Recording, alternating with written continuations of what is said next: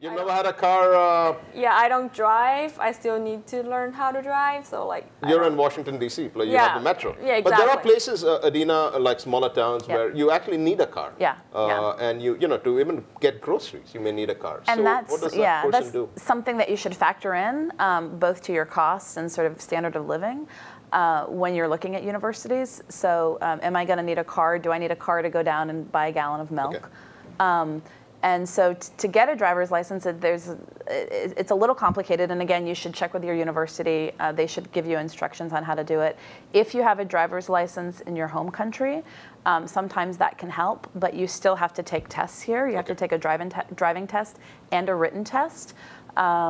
And it's a bit of a process. I think it's a valuable process. Even if you're living in a city, and even if you don't have a car, people like to go on road trips. People like to, we have car share services here, so people like to get into a car and go out to the suburbs, to a Chinese supermarket, that sort of thing.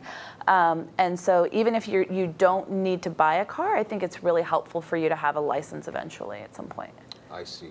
And you know, there are cases where, going back to roommates, 2 or 3 roommates get together and buy a car together. Yeah. Have you seen that in your experience? We have a group of students from Germany who rotate every year, and they pass the car down to the next group every year. So the car is probably 15 years old by now, and it's just enough to get them around campus. But and that shows the camaraderie between international students, and that's one of the wonderful things about the learning experience. Going back to the learning experience.